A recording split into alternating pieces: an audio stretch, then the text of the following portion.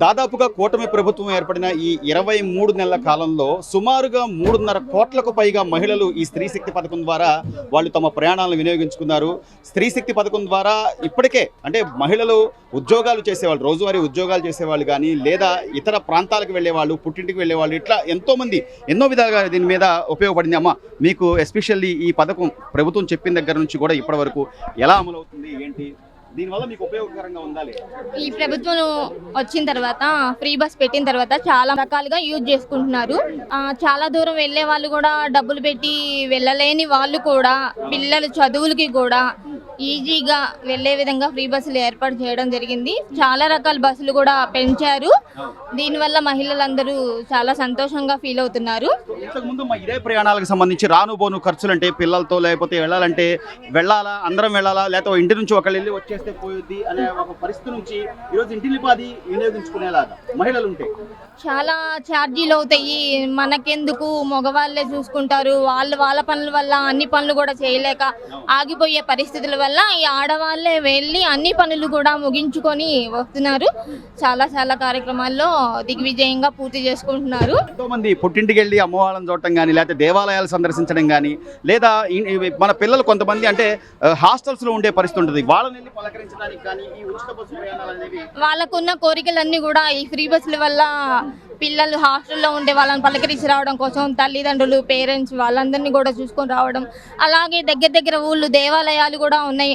చుట్టుపక్కల అందరు ఫ్రెండ్స్ అందరు కలిసి అనుకొని దేవాలయాలు, చిన్న చిన్న క్షేత్రాలు అన్ని కూడా దర్శనం చేసుకొని వస్తున్నారు. చాలా రకాలుగా ఈ ఆడవాళ్ళందరూ ఈ ఫ్రీ బస్సులని ఉపయోగించుకుంటున్నారు. ఏదైతే చెప్పిందో దాని ప్రకారం అమలు చేస్తుందంటారా? చక్కగా అమలు చేస్తున్నారు. స్త్రీ శక్తి పథకం ద్వారా మీ ఉచిత బస్సు ప్రయాణాలు ఎలా అనిపిస్తుందమ్మా? బాగానే ఉంది సార్, బాగానే ఉంది.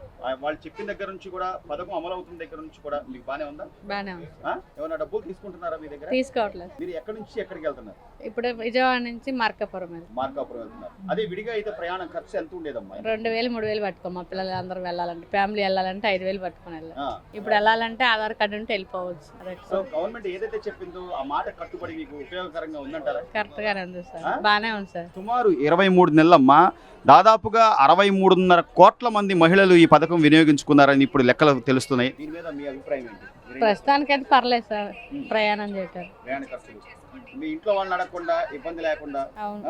అట్లాగే మీకు ఈ మధ్య కాలంలో అయితే సిలిండర్లని ఆ పథకాలు కూడా అమలైనవి అమ్మా? వచ్చినాయి సార్. పిల్లలు స్కూల్ మాకైతే అన్ని గవర్నమెంట్ బాగానే ఒప్పలేదు. గ్యాస్ కానీ ఎక్కడికైనా వెళ్ళాలన్నా కానీ అన్ని మాకు బాగానే వచ్చి, మాకు ఒక్కటి మిస్ అవ్వాల.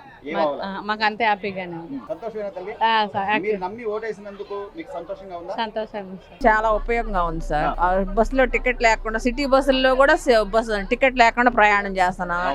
ఏ ఇబ్బంది, ఆటోల్లో వెళ్ళాలంటే ఆడవాళ్ళం భయంగా ఉంటది కొన్ని టయాలు. అదే ఈ బస్సు అయితే చాలా అందరూ ఉంటారు కాబట్టి, ప్రభుత్వం తరపున ఉన్న బస్సులు కాబట్టి మాకు ఏ ఇబ్బంది లేకుండా నేను చాలా సార్లు సెక్రటరియట్ కూడా నాకు ఫైనాన్స్ లో ఉంటే వెళ్ళాను సార్. కొంచెం ఏజ్ కంపాజినేట్ గ్రౌండ్ కోసం అక్కడ చాలా సార్లు వెళ్ళాను. అక్కడ చాలా కన్వీనియంట్ గా ఉంది సార్. ఇప్పుడు మనం విజయవాడ నుంచి గుంటూరు రావాలంటే 100 రూపీస్, వెళ్ళాలంటే 100 రూపీస్. అలా మనీ కూడా సేవ్ అవుతుంది. ప్లస్ భయం లేకుండా ఆడవాళ్ళందరికీ బస్సులో ఉంటే.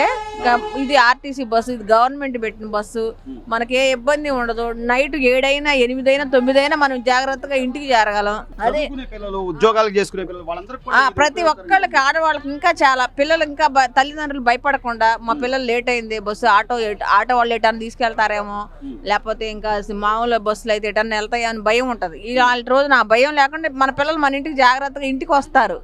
ఆడవాళ్ళు బయటకు వెళ్ళినా కానీ 9 అయినా 8 అయినా కానీ ఇంటికి వస్తారు. నేను చాలా సార్లు ఈ బస్సుల్లో అంతకుముందు వెళ్ళను దాన్ని కూడా సెక్రటరియట్ కి ఫైనాన్స్ లోకి వెళ్ళాను. చాలా సార్లు వెళ్ళాను సార్. అన్నిట్లో కూడా నాకు ఒక్కోసారి 7-8 అయ్యేది. అయినా కానీ నేను ఇంటికి జాగ్రత్తగా వెళ్ళగలుగుతాను. అంటే ఉచిత బస్సు అనేది చాలా అందరికీ ఉపయోగమే అండి. దీని ద్వారా అందరూ పేదలు అందరూ బాగానే ఎక్కుతారు. అందులోనూ డబ్బు లేని వాళ్ళు అందరికీ బాగానే ఉంటుంది ఇది.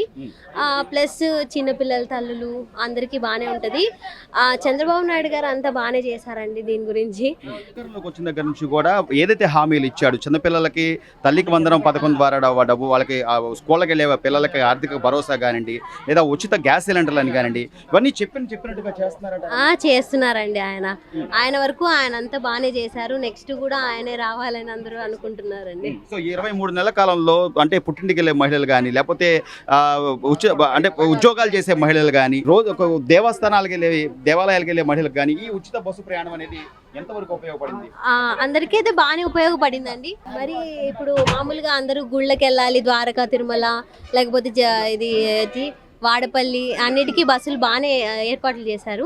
చెప్పినట్టుగానే చేస్తున్నారు ఆయన. చాలా యూస్ఫుల్ గా ఉందండి అందరికి, వచ్చిన వాళ్ళందరికీ. ఈ మధ్య హ్యాండిక్యాప్స్ వాళ్ళకి కూడా చాలా యూస్ఫుల్ అవుతున్నాయి. చాలా free bus and men's and women's కూడా అలర్ట్ చేశారు. అవి చాలా బెస్ట్. మాకు ఫస్ట్ ఫ్రీ బస్సులన్నీ ఓన్లీ ఉమెన్స్ కి అన్నారు, ఇప్పుడు హ్యాండిక్యాప్స్ వాళ్ళు కూడా చాలా ఫ్రీ యూజ్ అవుతుంది.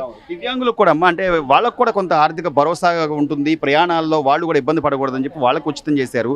మీలాగా చదువుకున్న వాళ్ళలో చాలా మందికి ఎక్కడ ఊరు నుంచి వచ్చి ఉద్యోగాలు చేసుకొని వెళ్ళేవాళ్ళు కానీ, లేకపోతే పుట్టింటికి వెళ్ళేవాళ్ళు ఈ రోజున వేసవి సెలవుల సమయంలో చాలా బెటర్ అండి. మేము అక్కడ యాక్చువల్ గా రాయలసీమ అనంతపురం, అది అక్కడ నుంచి వచ్చామన్నమాట మేము ఇక్కడికి గూడెం దగ్గరికి.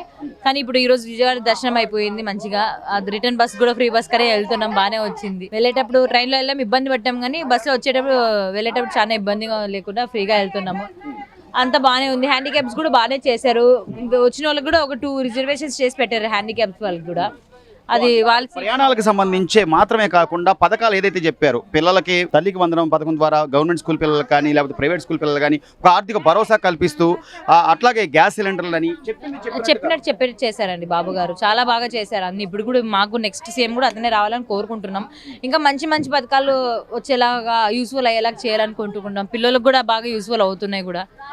నెక్స్ట్ సంతోషంగానే ఉన్నాం అన్ని అందరూ. మీకు స్త్రీ శక్తి పథకం ద్వారా మహిళలకు ఉచిత బస్సు ప్రయాణం అని కానీ, లేకపోతే పెన్షన్లని కానీ చెప్పినట్టుగా చేస్తున్నారంట. చెప్పినట్టు వస్తుందండి, కరెక్ట్ టైంలో వస్తున్నాయి. మాకు చాలా హ్యాపీగా ఉంది సీఎం చంద్రబాబు గారు రావడం వల్ల. చాలా హ్యాపీగా ఉంది. అంటే ఇంతకు ముందు ప్రయాణాలు చేయాలంటే ఇంట్లో డబ్బులు అడగాలి, మగవాళ్ళని ఇబ్బంది పెట్టాలి అని అనుకునే పరిస్థితి. ఇప్పుడు అలాంటి పరిస్థితి లేదు. నేను అలాగే చాలాసార్లు తిరుగుతున్నాను. నేను అలాగే వచ్చాను. పిల్లల్ని ఎగ్జామ్ తీసుకెళ్ళడానికి కూడా చాలా ఉపయోగపడింది కూడా. అవునండి, చాలా బాగుంది. ఈ బస్సు వల్ల ఉపయోగపడుతుందండి. మాకు టెన్షన్ లేదు, డబ్బులు కావాలి అధికారం టెన్షన్ లేదు. ఎక్కడ వెళ్ళాలంటే ఫ్రీగా వెళ్ళిపోతున్నాం, ఫ్రీగా వచ్చేస్తున్నాము. జనం అంటే తప్పదు, అందరూ వస్తారు కాబట్టి ఎప్పుడైనా తప్ప డబ్బులు ఉన్నా డబ్బులు లేకపోయినా ఎవరు ప్రయాణం వాళ్ళు చేస్తారు, వస్తారండి జనం. దానికి ఏం పెద్ద అభ్యంతరం లేదు. అమౌంట్ పడినాయండి, నాకు పడినాయండి అన్ని. చంద్రబాబు చెప్పినట్టు అన్ని వచ్చినాయి ప్రస్తుతానికి అయితే.